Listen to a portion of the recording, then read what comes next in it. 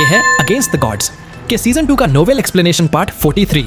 पिछले एपिसोड के last scene में देखा था कि युनचे फ्रोजन क्लाउड एसगार्ड आ गया था और फिर गोंग युक्सियन और सिया किंगयू के साथ ग्रैंड एसगार्ड मिस्ट्रेस से मिलने पहुंचा, जहां ग्रैंड एसगार्ड मिस्ट्रेस जिनका नाम फेंग चेन हुई है, उसने युनचे को अपने सेक्ट फ्रोजन क्लाउड एसगार्ड का पहला मेल डिसाइपल बनने का ऑफर दे दिया था। अब आगे गोंग युक्सियन और सिया किंगयू के रिएक्शन देखकर लग रहा था कि उन्हें भी ये पहले से नहीं पता था। युनचे के दिल के अंदर हलचल होने लगी। वो बोलता है, मैं अभी भी किसी भी सेक्ट का हिस्सा नहीं हूं, तो फ्रोजन क्लाउड एसगार्ड का डिसाइपल बनने में कोई प्रॉब्लम नहीं होगी, लेकिन मुझे पहले यह जानना जरूर है कि ज्वाइन करने के बाद मुझे क्या करना होगा और क्या मिलेगा। फेंग चेन हुई बोलती है, फ्रोजन क्लाउड एसगार्ड ज्वाइन करने के बाद तुम्हें कुछ स्पेशल करना जरूरी नहीं होगा। तुम्हें सेक्ट के रूल्स फॉलो करने की भी मजबूरी नहीं होगी। तुम्हें फ्रोजन क्लाउड एसगार्ड में हमेशा रहना भी नहीं होगा। तुम आना जाना अपनी मर्जी से कर सकते हो। तुम्हें सिर्फ 2 चीजें करनी होंगी। पहली, तुम फ्रोजन क्लाउड एसगार्ड के नाम का इस्तेमाल करके कोई गलत या इमोरल काम नहीं करोगे। दूसरी, फेंग चेन हुई थोड़ा रुकती है और उसका एक्सप्रेशन बहुत ही सीरियस हो जाता है। अगर कभी फ्रोजन क्लाउड एसगार्ड किसी कैलामिटी में गिरता है तो डिसाइपल होने के नाते तुम पूरी स्ट्रेंथ से फ्रोजन क्लाउड एसगार्ड को डिफेंड करोगे। युनचे ये सुनकर थोड़ा हैरान हो जाता है और प्रोब करता है, बस इतना ही? फेंग चेन हुई बोलती है, हाँ बस इतना ही। और जो तुम्हें मिलेगा, तुम फ्रोजन क्लाउड एसगार्ड के डिसाइपल बनने के बाद हमारे सारे प्रोफाउंड आर्ट्स सीख सकते हो, including frozen cloud arts, frozen heart arts, frozen snow dance steps, frozen cloud 13 sword styles और हट्टा की फ्रोजन एंड डिवाइन आर्ट्स भी। तुम सेक्ट के सारे रिसोर्सेज फ्रीली यूज कर सकते हो और सेक्ट के फॉरबिडन ग्राउंड्स में फ्रीली एंटर और एग्जिट कर सकते हो। अगर कभी तुम किसी क्राइसिस में फंस गए या तुम्हें कोई प्रॉब्लम आई जो सॉल्व नहीं हो रही, तो सेक्ट तुम्हें अपनी तरफ से फुल सपोर्ट देगा। तो क्या तुम फ्रोजन क्लाउड एसगार्ड ज्वाइन करना चाहते हो और हमारे सेक्ट के पहले मेल डिसाइपल बनना चाहते हो? युनचे मुंह खोलता है लेकिन कुछ बोल नहीं पाता। युनचे बहुत देर तक सोचता है, फिर सीरियस टोन में पूछता है, सीनियर, मैं सच में जानना चाहता हूं कि आखिर रीजन क्या है जो आपने मेरे लिए फ्रोजन क्लाउड एसगार्ड के रूल्स तोड़कर मुझे इतना स्पेशल ट्रीटमेंट दिया। फेंग चेन हुई हल्का मुस्कुराती है और बोलती है, तुम्हारी स्ट्रेंथ, पोटेंशियल, इन्फ्लुएंस और तुम्हारा बेपनाह फ्यूचर की वजह से। और हाँ, तुम्हारे तरीके कभी एक्सट्रीम होते हैं, लेकिन तुम लॉयल्टी और फ्रेंडशिप को बहुत इंपॉर्टेंट मानते हो। ये बुद्धि औरत मानती है कि अगर तुम मेरे एसगार्ड के डिसाइपल बन जाओ, तो अगर फ्यूचर में फ्रोजन क्लाउड एसगार्ड किसी बड़े कैलामिटी का सामना करे, तो तुम जरूर अपनी पूरी पावर से उसे प्रोटेक्ट करोगे। क्या ये एक्सप्लेनेशन तुम्हें सेटिस्फाई करता है? युनचे सिर हिलाकर बोलता है, ठीक है। सीनियर की काइंडनेस को एक्सेप्ट करते हुए junior Yunche Frozen cloud Asgard join करने को तैयार है और डिसाइपल बनने को भी। लेकिन सेक्ट में ऑफिशियली एंट्री लेने से पहले एक रिक्वेस्ट है। चाहे मैं अभी सेक्टलेस हूं, लेकिन मेरा एक मास्टर ऑलरेडी है, तो मास्टर की परमिशन के बिना मैं किसी और को मास्टर नहीं मान सकता। फेंग चेन हुई मुस्कुराती है और बोलती है, कोई प्रॉब्लम नहीं। तुम्हारी एप्टीट्यूड और स्ट्रेंथ के हिसाब से मेरे असगार्ड में वैसे भी कोई तुम्हारा मास्टर बनने लायक नहीं है। तुम्हें किसी को मास्टर एक्नॉलेज करने की जरूरत नहीं। तुम सीधे सेक्ट ज्वाइन कर सकते हो। अगर तुम्हें हमारे प्रोफाउंड आर्ट्स में इंटरेस्ट हो तो किंगयू तुम्हें डायरेक्टली सिखाएगी। लेकिन फेंग चेन हुई के दिल में यह भी था कि युनचे का बॉडी फिनिक्स ब्लड लाइन से भरा था और वो आइस एट्रीब्यूटेड प्रोफाउंड आर्ट्स के लिए सूटेड नहीं था। वो शायद अपनी एनर्जी आइस प्रोफाउंड आर्ट्स सीखने में वेस्ट नहीं करेगा, जो उसके फिनिक्स फ्लेम्स के बिल्कुल ऑपोजिट थे। अब इतनी क्लियर बातें हो चुकी थीं, अगर युनचे अभी भी मना करता तो वो खुद को ही इडियट समझता। वो एक घुटने पे बैठकर रिस्पेक्टफुली बोलता है, junior Yunche Frozen cloud Asgard join करने को तैयार है, फ्रोजन क्लाउड एसगार्ड का डिसाइपल बनने को तैयार है और अब से फ्रोजन क्लाउड एसगार्ड के साथ ऑनर और डिस्ग्रेस शेयर करेगा। अगर सेक्ट पे कभी क्राइसिस आया, युनचे सबसे पहले वापस आएगा और पूरी स्ट्रेंथ से सेक्ट को डिफेंड करेगा। फेंग चेन हुई बोलती है, गुड। फिर वो अपनी उंगली उठाती है और हवा में प्रेस करती है। तुरंत एक कोल्ड क्रिस्टल उसकी उंगली के टिप पर बन जाता है और सीधे युनचे की तरफ फ्लाई करता है। उसके हाथ को टच करते ही वो बिल्कुल मेल्टिंग स्नोफ्लेक की तरह उसके बॉडी के अंदर अब्सॉर्ब हो जाता है। फेंग चेन हुई बोलती है, यह है हमारा एसगार्ड का unique frozen cloud soul crystal. अब ये तुम्हारे अंदर है। इसका मतलब तुम अब फ्रोजन क्लाउड एसगार्ड के ऑफिशियल डिसाइपल हो। साथ ही हर डिसाइपल के अंदर जो फ्रोजन क्लाउड सोल क्रिस्टल है, वो एक दूसरे को सेंस कर सकते हैं। ये तुम्हारी डिसाइपल आइडेंटिटी भी है और सेक्ट के अंदर अपने फेलोज को रिकॉग्नाइज करने का तरीका भी। Frozen cloud soul crystal body को कोई हार्म नहीं करता और अगर तुम फ्यूचर में फ्रोजन क्लाउड एसगार्ड छोड़ना चाहो तो इसे वॉलंटरीली इरेज कर सकते हो। जब फ्रोजन क्लाउड सोल क्रिस्टल उसके बॉडी में एंटर होता है, युनचे को तुरंत गोंग युक्सियन और सिया किंगयू के अंदर से एक कॉरेस्पॉन्डिंग प्रेजेंस महसूस होता है। फेंग चेन हुई बोलती है, युनचे, अब तुम फ्रोजन क्लाउड एसगार्ड ज्वाइन कर चुके हो, तो ग्रैंड एसगार्ड मिस्ट्रेस होने के नाते मुझे तुम्हें कुछ वॉर्न करना जरूरी है। फंग चेनहुए कुछ देर साइलेंट रहती है, फिर बहुत ही सीरियस एक्सप्रेशन के साथ बोलती है, मैंने सुना है कि 2 साल पहले ब्लू विंड रैंकिंग टूर्नामेंट में 4 ग्रेट सेक्रेड ग्राउंड्स में से माइटी हेवनली सोर्ड रीजन के एल्डर लिंकुन ने तुम्हें personally mighty heavenly sword reason join करने का इनवाइट दिया था। तुमने तब कोई जवाब नहीं दिया, लेकिन तुमने लिंकुन का साउंड ट्रांसमिशन इम्प्रिंट रख लिया था। मैं जानना चाहती हूं, फ्यूचर में क्या तुम्हारे mighty heavenly sword reason join करने के चांसेस हैं? युनचे बोलता है, mighty heavenly sword region after all 4 great sacred grounds में से एक है, जो प्रोफाउंड स्काई कॉन्टिनेंट का सबसे बड़ा पिनिकल है। हर प्रोफाउंड प्रैक्टिशनर का सपना होता है कि वो सेक्रेड ग्राउंड्स ज्वाइन करे। जूनियर फ्रीडम पसंद करता है, लेकिन अगर फ्यूचर में कोई बॉटलनेक आया तो शायद मुझे Mighty heavenly sword reason join करके ब्रेक थ्रू के तरीके ढूंढने पड़ेंगे। फंग चेनहुए साइलेंट रहती है, फिर एक हल्की साई निकलती है और बोलती है, अगर तुम सेक्रेड ग्राउंड्स में फ्यूचर में जाने का चांस पाते हो तो वो तुम्हारी बड़ी अपॉर्चुनिटी और गुड फॉर्चून होगी। लेकिन Absolute Monarch Sanctuary, Supreme Ocean Palace, Sun Moon Divine Hall, तुम इन तीनों में से कोई भी चुन सकते हो, सिर्फ माइटी हेवनली सोर्ड रीजन तुम्हें कभी चुनना नहीं चाहिए। युनचे सरप्राइज होता है और पूछता है, ऐसा क्यों? फंग चेनहुई बोलती है, तुम्हारी एप्टीट्यूड एक्स्ट्रॉर्डिनरी है, तुम्हारी डिस्पोजिशन प्रोफाउंड वे के लिमिट तक जाने के लिए परफेक्ट है। तुम्हारी जिंदगी में हमेशा एक्स्ट्रॉर्डिनरी फॉर्चून तुम्हारे साथ रहा है। तुम्हारा फ्यूचर लिमिटलेस है। लेकिन Mighty heavenly sword Region sacred ground होते हुए भी एक ऐसी जगह है जो फाउल और फिल्थ से भरी है। मैं कभी नहीं चाहती कि मेरे सेक्ट का कोई डिसाइपल उनकी फिल्थ से टेंटेड हो और अपने प्योर लाइफ के फ्यूचर प्रोस्पेक्ट्स को बर्बाद कर दे। फंग चेनहुई की बातों से युनचे का दिल हैरान हो जाता है। ग्रैंड एसगार्ड मिस्ट्रेस, क्या फ्रोजन क्लाउड एसगार्ड और माइटी हेवनली सोर्ड रीजन के बीच कोई खास ग्रजेस हैं? मैंने माइटी हेवनली सोर्ड रीजन का नाम बहुत कम सुना है, लेकिन कभी उनके बारे में कोई ड्रेडफुल रूमर्स नहीं सुने। मैं चाहता हूं कि ग्रैंड एसगार्ड मिस्ट्रेस मुझे एनलाइटन करे। फंग चेनहुए युनचे की तरफ गहरी नजर से देखती है और उसकी आंखों में एक स्ट्रगल दिखाई देता है। उसे पता था कि सेक्रेड ग्राउंड का ऑलिव ब्रांच एक प्रोफाउंड प्रैक्टिशनर के लिए सबसे बड़ी एस्पिरेशन होती है। अगर उसके पास प्रॉपर रीजन नहीं होगा तो कोई भी सेक्रेड ग्राउंड का ऑलिव ब्रांच रिजेक्ट नहीं करेगा। लंबी हेजिटेशन के बाद फंग चेनहुए सीक्रेटली साई करती है और बोलती है, क्या तुम जानते हो कि 1000 साल पहले प्रोफाउंड स्काई कॉन्टिनेंट में सिर्फ 4 सेक्रेड ग्राउंड्स नहीं थे, बल्कि 5 थे। युनचे एकदम शॉक्ड हो जाता है। उसने हमेशा सिर्फ 4 ग्रेट सेक्रेड ग्राउंड्स का नाम सुना था, कभी 5वें सेक्रेड ग्राउंड के बारे में नहीं सुना। फंग चेनहुई बताती है, 1000 साल पहले Absolute Monarch Sanctuary, Supreme Ocean Palace, Sun Moon Divine Hall और माइटी हेवनली सोर्ड रीजन के अलावा एक और सेक्रेड ग्राउंड लेवल फोर्स थी। उसका नाम था इटर्नल नाइट रॉयल फैमिली। तब वे 5 फोर्सेस मिलकर 5 ग्रेट सेक्रेड ग्राउंड्स कहलाती थीं। युनचे हैरान होकर बोलता है, इटर्नल नाइट रॉयल फैमिली? यह नाम उसने पहली बार सुना था। फंग चेनहुई समझाती है, 5 great sacred grounds profound sky 7 Nations से भी बहुत पहले से एग्जिस्ट कर रहे थे। वो हजारों सालों से चले आ रहे थे, शायद 10,000 साल से भी ज्यादा। चाहे वो एक दूसरे को बैलेंस और रिस्ट्रिक्ट करते थे, सरफेस पर वो एक दूसरे का सपोर्ट भी करते और यूनाइटेड रहते थे। उनके एक ही प्रिंसिपल्स थे, प्रोफाउंड स्काई कॉन्टिनेंट को प्रोटेक्ट करना और फॉरेन पावर्स के इन्वेजन को रोकना। वो कॉन्टिनेंट की सबसे बड़ी, सबसे इंपॉर्टेंट बैरियर्स थे, जो कॉन्टिनेंट के इंटरनल डिस्प्यूट्स में कभी इंटरफियर नहीं करते थे। इस वजह से पूरे कॉन्टिनेंट ने उन्हें एडमायर किया, उन्हें रिवियर किया, हटा कि उन्हें गॉड्स की तरह डिफाई किया। लेकिन इसका मतलब यह नहीं था कि वो सब अच्छे लोग थे। फंग चेनहुई युनचे की तरफ देखकर काल्मली बोलती है, मुझे असल में सेक्रेड ग्राउंड्स के लोग अच्छे या बुरे, सही या गलत हैं, इस पर जज करने का हक नहीं होना चाहिए।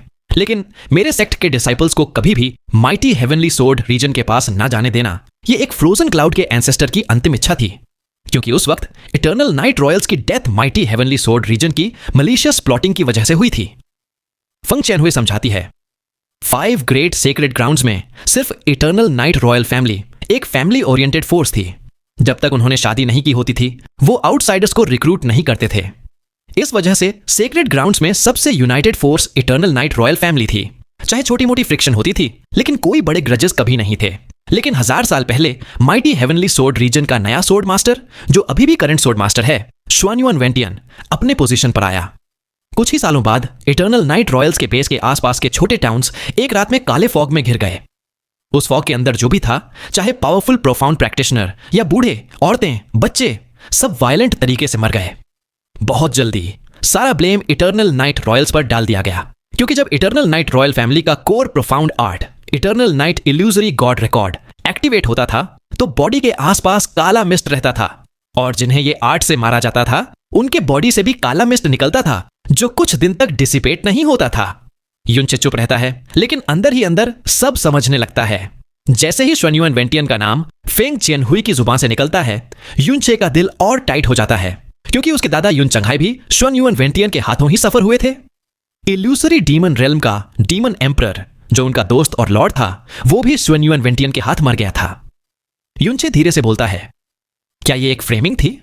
फेंग चियनहुई बोलती है, बिल्कुल, ये एक मलिशियस फ्रेमिंग थी। उस वक्त फ्रेमिंग के अलावा कोई और को नहीं पता था। जल्दी ही माइटी हेवनली सोर्ड रीजन सबसे पहले आवाज उठाता है, बोलता है कि इटर्नल नाइट रॉयल फैमिली एक सिंफुल डेविल क्लैन है जो इनोसेंट लोग को मारकर अपनी डेविल पावर्स बढ़ाते हैं। फिर प्रोफाउंड स्काई कॉन्टिनेंट को प्रोटेक्ट करने और ईविल को एलिमिनेट करने के नाम पर उन्होंने बाकी 3 सीक्रेट ग्राउंड्स के साथ मिलकर इटर्नल नाइट रॉयल फैमिली को एनाहिलेट कर दिया। इटर्नल नाइट रॉयल्स पावरफुल थे लेकिन 4 सीक्रेट ग्राउंड्स के कंबाइंड फोर्सेस को वो झेल नहीं पाए और उनका पूरा एक्सटर्मिनेशन हो गया। एंड में सिर्फ इटर्नल नाइट रॉयल फैमिली का किंग बचा और अपने एक्सट्रीम रिजेंटमेंट और सॉरो के अंदर वो डेविलाइज हो गया। युनचे पूछता है, डेविलाइज? फेंग चियनहुई समझाती है, हाँ, जब इंसान के अंदर नेगेटिव इमोशंस अपने पीक पर पहुंच जाते हैं तो उसकी पावर रेगुलेशंस भी नेगेटिव बन सकती हैं और वो एक बुरा नेगेटिव पावर बन जाता है। ये एक पुराना रूमर था लेकिन इटर्नल नाइट किंग पहली बार सच में डेविलाइज हुआ जिससे ये रूमर सच साबित हुआ। उसका पूरा क्लैन मर गया था, उसकी वाइफ और बच्चों को क्रूल तरीके से मार दिया गया था। नेचुरली उसने पूरे वर्ल्ड को कर्स किया, हेवन और अर्थ से नफरत की। उसकी डेविलाइजेशन ने उसे एक असली डेविल बना दिया और सेक्रेट ग्राउंड्स के लीडर्स ने उसे मार दिया। लेकिन डेविलाइजेशन के बाद उसके सोल में बड़ा चेंज आया। उसका बॉडी डिस्ट्रॉय हो गया लेकिन उसका सोल गायब नहीं हुआ, साथ ही उसे डिस्ट्रॉय भी नहीं किया जा सका। इस वजह से सन मून डिवाइन हॉल ने सोल सीलिंग कॉफिन का यूज करके इटर्नल नाइट किंग के सोल को सील कर दिया और उस कॉफिन की चाबी 10,000 माइल्स दूर फेंक दी गई ताकि वो हेट फिल्ड सोल कभी फ्री ना हो सके। लेकिन अब 1000 साल बीत गए हैं तो शायद वो हेट फिल्ड सोल गायब हो गया होगा। युनचे थोड़ा सोचता है और अपनी चिन्ह पर हाथ रखकर पूछता है, माइटी हेवनली सोर्ड रीजन ने इटर्नल नाइट रॉयल फैमिली को क्यों फ्रेम किया? उन्हें क्या फायदा हुआ? अगर आपको ट्रूथ पता है तो बाकी सीक्रेट ग्राउंड्स को भी तो पता होगा ना।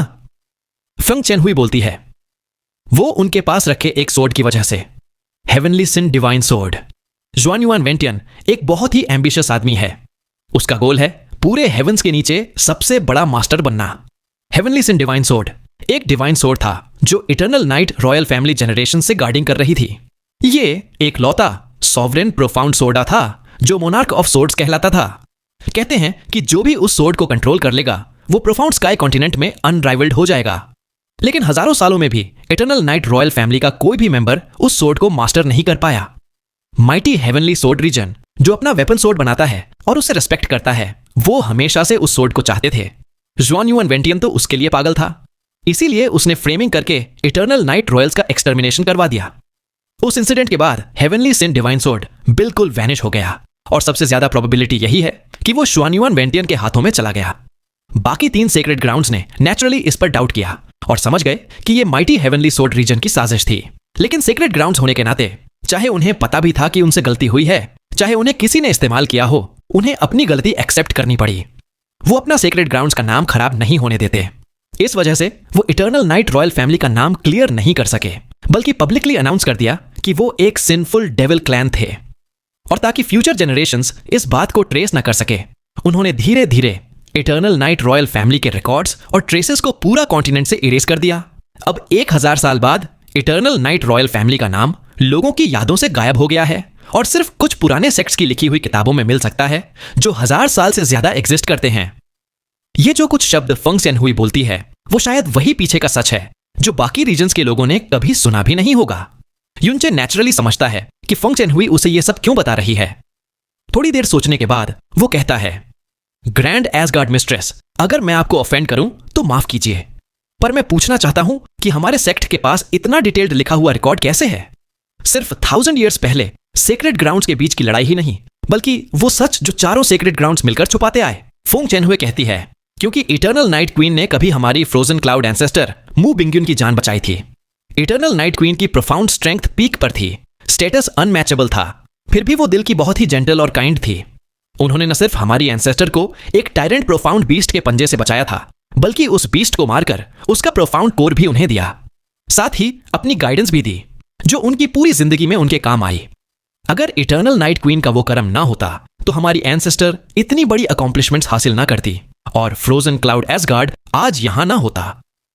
हमारी एंसेस्टर उन्हें एक नोबल और बेनिफैक्टर मानती थी, इसलिए वो कभी नहीं मानी कि इटर्नल नाइट रॉयल फैमिली कोई सिंफुल डेविल क्लैन थी। लेकिन उनके पास इतनी ताकत नहीं थी कि इटर्नल नाइट रॉयल फैमिली के लिए इंसाफ कर सके, तो उन्होंने ये सच प्रिजर्व किया और फ्रोजन क्लाउड एसगार्ड में generation to generation pass on किया ताकि सच कभी मिटा ना पाए। साथ ही उन्होंने सब डिसाइपल्स को वार्न किया कि कभी भी माइटी हेवनली सोर्ड रीजन से रिश्ता ना रखना। फिर वो सीरियसली बोलती है, आज भी माइटी हेवनली सोर्ड रीजन का सोर्ड मास्टर वही स्वान युएन वेंटियन है। उसके जैसे एम्बिशियस और गिरे हुए आदमी के अंडर सोचो कि पूरा रीजन कितना गंदा होगा। अगर फ्यूचर में तुम Mighty heavenly sword reason join करते हो तो फ्रोजन क्लाउड एसगार्ड तुमसे सारे रिलेशंस तोड़ देगा। युनचे अपने दिल में जानता है कि माइटी हेवनली सोर्ड रीजन की एम्बिशन ने उसकी जिंदगी खराब की थी। अगर वो ना होते तो उसके माँ बाप का शिकार ना होता, उसका दादा जिंदा होता और वो 19 साल फ्लोटिंग क्लाउड सिटी में फंसा ना रहता। लेकिन फेंग चेनहुई इन पर्सनल ग्रीवेंसेस के बारे में नहीं जानती थी। युनचे का दिल जोर जोर से धड़क रहा था जब उसने सीरियसली कहा, ग्रैंड एसगार्ड मिस्ट्रेस, मुझे एनलाइटन करने के लिए धन्यवाद, मैं इसे हमेशा याद रखूंगा। फेंग चेनहुई धीरे से हाँ में सिर हिलाते हुए बोलती है, अच्छा, लेकिन ध्यान रहे, तुमने जो सुना है उसे कभी किसी और को बताना मत। मैं तुम्हें यह सब इसलिए बता रही हूं क्योंकि मुझे लगता है तुम सही और गलत में फर्क कर सकते हो और छोटी बड़ी चीजों को समझ सकते हो। और उसकी नजर युनचे और सिया किंगयू पर घूमती है। चाहे तुम दोनों हस्बैंड वाइफ के नाम से जुड़े हो, पर असली हस्बैंड वाइफ तब तक नहीं बन सकते जब तक किंगयू फ्रोजन एंड डिवाइन आर्ट्स को पूरी तरह कल्टीवेट ना कर ले। एक लड़की का यिन एनर्जी उसके आइस प्रोफाउंड आर्ट्स के लिए बहुत हेल्प करता है। अगर उसने अपना वर्जिन वाइटल यिन खो दिया तो उसकी कल्टीवेशन हमेशा के लिए रुक सकती है या बॉटल नेक में फंस सकती है। किंगयू हमारे सेक्ट का फ्यूचर होप है, मैं ये रिस्क कभी नहीं लूंगी। मुझे लगता है तुम इस बात की सीरियसनेस समझते हो। सिया किंगयू चुप रहती है। युनचे अंदर ही अंदर सोचता है, तो मतलब frozen and divine arts complete होने के बाद कोई समस्या नहीं होगी। वो पहले टेंशन में था कि फ्रोजन क्लाउड एसगार्ड किंगयू को हमेशा वर्जिन रहने के लिए मजबूर करेगा, पर फेंग चेनहुई की वार्निंग तो क्लियरली एक हिंट थी। जल्दी से वो कहता है, जी, मैं ग्रैंड एसगार्ड मिस्ट्रेस के इंस्ट्रक्शंस पूरी तरह फॉलो करूंगा। फेंग चेनहुई धीरे से मुस्कुराती है और कहती है, अच्छा, जो कहना था कह दिया। मैं मानती हूं तुम हमारे पहले मेल डिसाइपल होकर भी फ्रोजन क्लाउड एसगार्ड के लिए एक कंफर्ट हो। ब्लू विंड के दोनों ग्रेट यंग टैलेंट्स अब मेरे सेक्ट में हैं। वो आगे बोलती है, फिलहाल हम तुम्हारी ज्वाइनिंग को सीक्रेट रखेंगे, कल सेक्ट असेंबली में सबको बताएंगे अगर और कुछ बात नहीं है। किंगयू, तुम युनचे को फ्रोजन क्लाउड एसगार्ड घुमा दो, जहां तुम जा सकती हो उससे भी ले जाओ। युक्सियन, तुम यहीं रहो। सिया किंगयू उठती है, फेंग चेनहुई को सल्यूट करती है और युनचे के साथ बाहर निकल जाती है।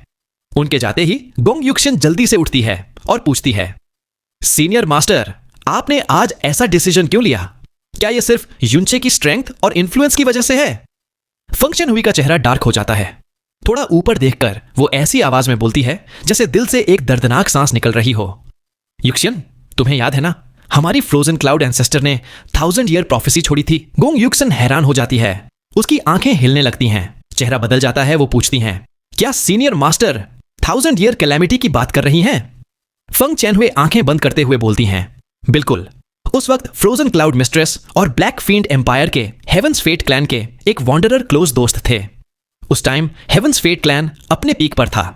उन्होंने हेवंस वे को देख लिया था, हेवन का फेट समझ लिया था, लेकिन हेवन के रूल्स के अगेंस्ट था ये, इसलिए उन्हें हेवन की सजा मिली और वो क्लैन डिस्ट्रॉय हो गया। जब हमारी एंसेस्टर ने फ्रोजन क्लाउड एसगार्ड की फाउंडेशन रखी, तब उस हेवंस फेट वॉन्डरर ने एक प्रोफेसी दी थी, फ्रोजन क्लाउड एसगार्ड 1000 साल तक चमकेगा, फिर एक बड़ी कैलेमिटी आएगी।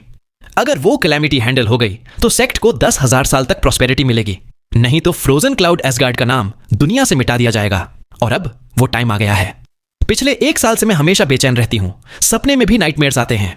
ऊपर से किंगयू जैसी डिसाइपल आ गई है जिसका टैलेंट एबनॉर्मल है, और वो फ्रोजन एंड डिवाइन आर्ट्स जो 1000 साल से गायब थी फिर से दुनिया में आ गई। ये सब साइंस क्लियरली 1000 ईयर कैलेमिटी की तरफ इशारा कर रहे हैं। गोंग युक्सियन का चेहरा पैनिक से भर जाता है। धीरे से वो बैठ जाती है और बोलती है, तो सीनियर मास्टर ने युनचे को रूल्स तोड़कर सेक्ट में अलाउ इसलिए किया ताकि अगर वो कैलेमिटी सच में आए तो हमारे पास एक एक्स्ट्रा पावर हो। फेंग चेनहुई एक गहरी सांस लेती, फिर कहती है, बिल्कुल, अगर हमारे सेक्ट की सर्वाइवल दांव पे है तो एक रूल तोड़ने का क्या मतलब? बस यही उम्मीद है। अगर 1000 ईयर कैलेमिटी सच में आए तो हेवंस हमारी फ्रोजन क्लाउड की मदद करें। सीन शिफ्ट होता है। फ्रोजन क्लाउड एसगार्ड का मेन हॉल काफी बड़ा और खुला था, इतना विशाल कि हजारों डिसाइपल्स भी अंदर आ जाएं। हॉल के चारों तरफ बर्फ के पहाड़ अलग अलग साइज में थे और जगह जगह पर अलग शेप्स के प्रोफाउंड आइस खड़े थे। यहां तक कि एक random block of profound ice भी शायद 1000 या 10,000 साल पुराना हो। हर बिल्डिंग यहां आइस क्रिस्टल से बनी थी और चिल्ड स्नोफ्लेक ग्रास तो इतनी होती थी कि नजरअंदाज करना मुश्किल, जबकि असली में वो बहुत ही रेयर और कीमती चीज थी। युनचे सिया किंगयू के साथ पूरे 1 घंटे तक चला, लेकिन एक भी डिसाइपल से मुलाकात नहीं हुई। फ्रोजन क्लाउड एसगार्ड के डिसाइपल्स के अपने अपने प्राइवेट घर और ट्रेनिंग रूम्स होते थे और उनका नेचर भी इतना ठंडा और शांत होता था कि सेक्ट के अंदर भी उनको देखना रेयर था। युनचे कहता है, यह जगह कुछ ज्यादा ही शांत नहीं लगती? इतने सालों से यहां रही हो, तुम्हें बोर नहीं होता? सिया किंगयू सॉफ्टली बोलती है, हमारे सेक्ट के फ्रोजन क्लाउड आर्ट और फ्रोजन हार्ट आर्ट दोनों का बेस आइस कोल्ड और शांति पर है। ऐसे एनवायरनमेंट में कल्टीवेट करना बेस्ट होता है। यह जगह मेरे लिए परफेक्ट है और मेरे लिए यह उतना अलग भी नहीं है जितना तुम्हें लगता है। मैं फ्रोजन क्लाउड एसगार्ड ज्वाइन करने से पहले भी ऐसे ही रहती थी। सिया किंगयू बोलती है, फ्रोजन क्लाउड एसगार्ड में हर डिसाइपल के पास अपना प्राइवेट हाउसिंग और ट्रेनिंग रूम होता है। कल जब मिस्ट्रेस तुम्हारे सेक्ट में ज्वाइन करने का अनाउंसमेंट करेगी, तुम्हारे लिए भी एक अरेंज कर दिया जाएगा, अगर तुम चाहो तो। युनचे तुरंत बोलता है, चाहता हूं, ऑफ कोर्स चाहता हूं। आजकल घर की प्राइसेस कितनी हाई हैं, कोई पागल ही होगा जो फ्री हाउस मना करे। ओह राइट, किंगयू मेरी बीवी, तुम्हारा घर और ट्रेनिंग रूम कहां है? शादी को इतने साल हो गए, एक साथ सोना तो छोड़ो, मुझे ये तक नहीं पता तुम सोती कहां हो। सिया किंगयू बोलती है, मेरा ट्रेनिंग रूम थोड़ा स्पेशल है। जब मैंने finally frozen and divine arts comprehend कर लिया तो मिस्ट्रेस ने मुझे अलाउ किया कि मैं फ्रोजन क्लाउड सीक्रेट ग्राउंड में कल्टीवेट करूं, जो फ्रोजन एंड डिवाइन आर्ट्स से इंस्क्राइब्ड है। युनचे की भौहें हिलते हैं। Frozen and divine arts. उसके दिमाग में इंस्टेंटली उसकी शादी का दिन याद आ गया जब कांग यूए के साथ था और सिया किंगयू ने डिवाइन फीनिक्स सेक्ट के 2 एम्परर प्रोफाउंड्स के आग को फ्रीज कर दिया था। वो फ्लेम्स फीनिक्स ब्लड लाइन से निकली हुई थी और उस लेवल के होने के बावजूद भी सिया किंगयू ने उन फ्लेम्स को फ्रीज कर दिया था। मतलब यह था कि फ्रोजन एंड डिवाइन आर्ट्स की पावर और उसका लॉ लेवल फीनिक्स फ्लेम्स से भी हाई था, या कम से कम उसके बराबर। युनचे कहता है, मुझे उस फ्रोजन क्लाउड सीक्रेट ग्राउंड में ले चलो जहां तुम कल्टीवेट करती हो। मुझे देखना है, मतलब हमारे सेक्ट का फ्रोजन एंड डिवाइन आर्ट्स देखना है। फंग चेन हुई ने पहले ही कहा था कि जहां तक सिया किंगयू जा सकती है वहां तक युनचे भी जा सकता है। इसीलिए सिया किंगयू मना नहीं करती और सीधे कहती है, अगर ऐसा है तो मेरे साथ चलो। फ्रोजन क्लाउड सीक्रेट ग्राउंड जो सिया किंगयू ने बताया था वो एसगार्ड के ईस्ट साइड में था। युनचे उसके साथ आइस क्रिस्टल के लंबे स्टेप से नीचे उतरता गया। सिया किंगयू की आंखें बिल्कुल आइस की तरह शांत थीं, उसका चलना भी ग्रेसफुल और कंपोज्ड। युनचे कभी आसपास के नजारे देखता, लेकिन ज्यादा वक्त उसने सिया किंगयू के चेहरे और फिगर को ही देखा। तभी युनचे जोर से खांस कर कहता है, किंगयू मेरी बीवी, ग्रैंड एसगार्ड मिस्ट्रेस ने कहा है कि जब तक तुम frozen and divine arts perfect नहीं कर लेती तब तक हम हस्बैंड वाइफ नहीं बन सकते। तुम्हें इसके बारे में क्या लगता है? सिया किंगयू बिना रिएक्ट किए बस शांत कदम बढ़ाती रही, जैसे उसने सुना ही न हो। युनचे कहता है, चलो क्वेश्चन चेंज करता हूं। उसकी आंखें ऊपर से नीचे तक स्लाइड होती हैं और उसकी नजरें बिल्कुल फिक्स हो जाती हैं। सिया किंगयू के डेलिकेट और परफेक्ट बॉडी उसने धीरे से अपना गला सुखाकर बोला, तुम फ्रोजन एंड डिवाइन आर्ट्स कब कंप्लीट करोगी? सिया किंगयू अभी भी रिएक्ट नहीं करती, लेकिन अगर युनचे उसके सामने चल रहा होता तो वो देख लेता कि उसके स्नो व्हाइट कपड़ों के नीचे उसकी छाती तेजी से ऊपर नीचे हो रहा था, क्योंकि युनचे के क्वेश्चन का मेन पॉइंट यही था, तुम मेरे साथ कब सोओगी? युनचे कहता है, किंगयू मेरी वाइफ, ऐसा मत सोचो कि यह छोटी बात है। हस्बैंड और वाइफ के बीच यह बहुत इंपॉर्टेंट चीज है। सच्चे में पति पत्नी बनना सिर्फ नाम और इमोशंस का बंधन नहीं होता, बॉडी और स्पिरिट दोनों का मिलना भी जरूरी होता है। और बॉडी का मिलना मतलब दोनों हस्बैंड वाइफ को। तभी सिया किंगयू बोलती है, हम पहुंच गए। युनचे के कदम एक बड़े आइस क्रिस्टल गेट के सामने रुक जाते हैं जहां से व्हाइट मिस्ट निकल रही थी। सिया किंगयू अपने हाथ उठाती है, गेट पर प्रेस करती है। उसकी हथेली से ब्लू लाइट निकलती है और हल्की सी क्लिक की आवाज के साथ वो गेट धीरे से खुल जाता है। तुरंत ही एक तेज ठंडक सामने से आ जाती है और हॉल के अंदर एक औरत की खुशबू महसूस होती है। ये वही खुशबू थी जो सिर्फ सिया किंगयू की थी। यह साफ था कि वो अपना ज्यादा वक्त यहां बिताती थी। सिया किंगयू धीरे से बोलती है, ये hall frozen and divine hall कहलाता है। ये वही जगह है जहां हमारी फ्रोजन क्लाउड एंसेस्टर ने कल्टीवेट किया था और यहीं उनका अंत हुआ था। उसकी आवाज शांत और नरमी वाली थी, जैसे युनचे की पहले वाली सारी फालतू बातें उसने सुनी ही ना हो। युनचे मुंह बनाता है और मजाक में अपना हाथ सिया किंगयू के बट की तरफ हवा में हिलाता है जैसे पकड़ने वाला हो। इससे उसका मूड थोड़ा ठीक हो जाता है। फिर वो उसके पीछे अंदर चला आता है। हॉल अंदर से बहुत बड़ा था, लेकिन बिल्कुल खाली। फ्लोर, दीवार और छत सब एक ही तरह के ब्लू ग्रीन ब्लू स्टोन से बने हुए थे। यह स्टोन ट्रांसलूसेंट सा लगता था, थोड़ा लाइट रिफ्लेक्ट करता था जैसे डार्क जेड हो। लेकिन हॉल के अंदर न कोई कुर्सी थी, न दिया, न ही और कुछ। युनचे कहता है, तुम यहीं कल्टीवेट करती हो? यह जगह तो कुछ खास नहीं लग रही। उसकी नजर इधर उधर घूमती है, फिर अचानक उसकी आंख सबसे राइट साइड पर अटक जाती है। वो पूछता है, वो क्या है? हॉल के राइट साइड पर एक गोल सा उभरा हुआ हिस्सा था जो 3 मीटर वाइड था और आधा फुट लंबा था। उसका रंग हॉल जैसा ही था और अगर ध्यान न दो तो आसानी से मिस हो जाता। उस पर कुछ एंग्रेव किए हुए पैटर्न्स भी थे। सिया किंगयू बोलती है, वो हमारी एंसेस्टर का बनाया हुआ प्रोफाउंड एस्केप फॉर्मेशन है। अगर कभी सेक्ट पर बड़ा डेंजर आए और कोई ऑप्शन न बचे तो फ्रोजन क्लाउड आर्ट्स यूज करके इसे एक्टिवेट किया जा सकता है। इसके अंदर स्पेस स्प्लिट करने की पावर है। एक बार एक्टिवेट करने पर यह एक इंसान को किसी अननोन जगह भेज देगा। लेकिन ध्यान रहो, सिर्फ एक ही इंसान जा सकता है और फिर से चार्ज होने में 100 साल लगते हैं। मतलब अगर इसे एक बार इस्तेमाल कर दिया तो अगली बार के लिए 100 साल रुकना पड़ेगा। लेकिन सेक्ट के शुरू होने से अब तक कभी भी यह फॉर्मेशन यूज नहीं हुआ है। युनचे बोलता है, ओह। उसकी आंखें कुछ देर तक उस स्ट्रेंज फॉर्मेशन पर टिक जाती हैं। उसने एक्सपेक्ट नहीं किया था कि फ्रोजन क्लाउड एसगार्ड के अंदर ऐसा कोई प्रोफाउंड फॉर्मेशन होगा जो स्पेस तोड़कर किसी को हजारों मील दूर भेज सकता है। युनचे फिर बोलता है, तुमने बोला था कि फ्रोजन एंड डिवाइन आर्ट का प्रोफाउंड फॉर्मूला यहां लिखा है, लेकिन मुझे तो यहां दिख नहीं रहा। सिया किंगयू कुछ नहीं कहती, अपने हाथ उठाती है और उसके पाम से आइस कोल्ड ब्लू लाइट निकलती है। तुरंत सामने वाली ब्लू स्टोन वॉल पर एजर ब्लू लेटर्स चमकने लगते हैं। राइट साइड पर सबसे बड़ी और आइस क्रिस्टल जैसी चमकती हुई 4 वर्ड्स लिखे थे, frozen and divine art.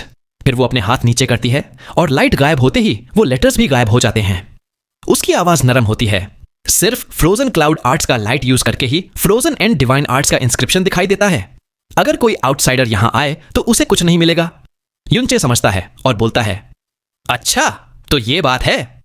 Siya किंगयू फिर बोलती है, और ये हॉल के ब्लू स्टोन को हेवनली फर्म जेड कहते हैं कि ये एक डिवाइन स्टोन है जो प्राइमोर्डियल एरा के ट्रू गॉड के पावर से नरिश हुआ था। ये इतना हार्ड है कि इस पर कट करना नामुमकिन है। न फ्रीज होने से क्रैक होता है, न फायर से मेल्ट। एक पीक एम्परर प्रोफाउंड की फुल पावर भी इसे डैमेज नहीं कर सकती। इसी वजह से यहां कोई भी टेक्निक प्रैक्टिस की जा सकती है बिना डैमेज की टेंशन लिए। युनचे हैरान होकर बोलता है, पीक एम्परर प्रोफाउंड भी इसे तोड़ नहीं सकता। वो नीचे झुका और स्टोन को ध्यान से देखा, लेकिन कहीं भी क्रैक या स्क्रैच का निशान नहीं मिला। उसे यकीन ही नहीं आ रहा था। बिना सोचे समझे युनचे ने ड्रैगन फॉल्ट उठाया और सीधे नीचे स्मैश कर दिया। क्लैंग की आवाज हुई। स्टोन पर मारने के बावजूद युनचे को ऐसा लगा जैसे उसने किसी सुपर हार्ड स्टील प्लेट को हिट किया हो। एक तेज मेटालिक साउंड हॉल में गूंज गई और ड्रैगन फॉल्ट उल्टा बाउंस बैक हो गया। वाइब्रेशन की वजह से युनचे के हाथ सुन्न हो गए, लेकिन नीचे स्टोन पर एक स्क्रैच भी नहीं आया। युनचे थोड़ा स्टन्ड होकर देखता है। उसकी आर्म स्ट्रेंथ नॉर्मल इंसान से कहीं ज्यादा थी और ड्रैगन फॉल्ट एक एम्परर प्रोफाउंड हेवी सोर्ड था। उसके लिए माउंटेन्स तोड़ना इजी था, लेकिन यह स्टोन पर एक निशान भी नहीं बना पाया। ड्रैगन फॉल्ट भी एक इम्पेशेंट ड्रैगन क्राई निकालता है जैसे उसका ईगो हर्ट हुआ हो। युनचे बोलता है, मुझे बिल्कुल यकीन नहीं हो रहा। उसके अंदर की गर्मी बर्स्ट होती है। दोनों हाथों से ड्रैगन फॉल्ट पकड़ता है, बर्निंग हार्ट खोलता है और जोर से चिल्लाता है, हाँ। फिर 90% स्ट्रेंथ से नीचे स्मैश करता है। क्लैंग की आवाज के साथ हॉल का स्पेस थोड़ी हिलता है, लेकिन फ्लोर बिल्कुल स्टेबल रहता है। ड्रैगन फॉल्ट के इंपैक्ट की आवाज इतनी तेज होती है कि युनचे के कान फटने लगते हैं और रीबाउंड वाइब्रेशन उसके आर्म्स उठा देती है, उसको पीछे धकेलती है। उसके अंदर का ब्लड और एनर्जी हिल जाता है। ड्रैगन फॉल्ट उसके हाथ से छूटने ही वाला था और नीचे स्टोन पर अब भी एक भी स्क्रैच नहीं था। इस बार युनचे बिल्कुल शॉक में आ गया। वो सोचता है, ये क्या बकवास है? कैसे कोई स्टोन इतना हार्ड हो सकता है? वीडियो को लाइक करके चैनल को सब्सक्राइब करके हमारी छोटी सी फैमिली का हिस्सा बन जाइए। अगर ऐसे ही और वीडियोस देखनी है तो हम मिलेंगे आप सभी से नेक्स्ट वीडियो में। तब तक के लिए हम आपसे विदा लेते हैं।